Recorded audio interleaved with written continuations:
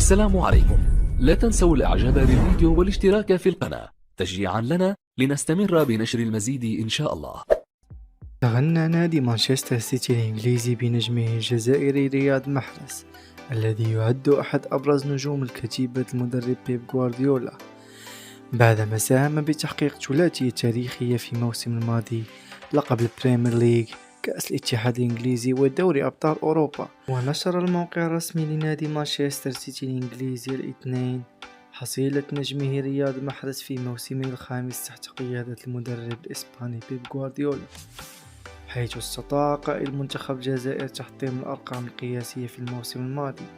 وبحسب تقرير فإن رياض محرز أصبح النجم الإفريقي الأكثر إبداعا في تاريخ الدوري الإنجليزي الممتاز لكرة القدم بعد انتصاره الكبير على خصمه العنيد ليفربول ب4 أهداف مقابل هدف في شهر أبريل نيسان الماضي، حيث قدم 56 تمريرة حاسمة في البريمير ليج.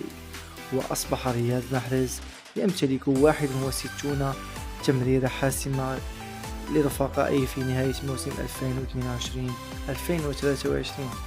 ما جعل دور النجم الجزائري أساسيا في تحقيق مانشستر سيتي الثلاثية التاريخية التي لن تتمكن الجماهير الرياضية من نسيانها بسبب ما فعله قائد الخضر.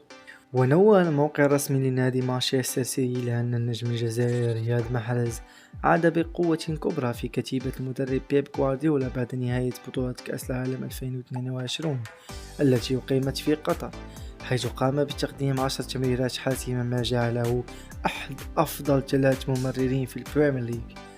ولم ينسى مانشستر سيتي التذكير بما فعله رياض محرز في بطولة كأس الاتحاد الإنجليزي لكرة القدم بعدما سجل الثلاثية التاريخية في شباك شيفيلد يونايتد بنصف النهائي، وبات أول لاعب في تاريخ الفريق يحرز هاتريك في ملعب ويمبلي الشهير. وربما يكون هدف نادي مانشستر سيتي نشره تقريرا مفصلا عن إبداع رياض محرز في الموسم الماضي هو الدليل الواضح على عدم رغبة بطل الثلاثية التاريخية بالتفريط بخدمات النجم الجزائري في سوق الانتقالات الصيفية من أجل مواصلة رحلته مع كتيبة المدرب بيب غوارديولا.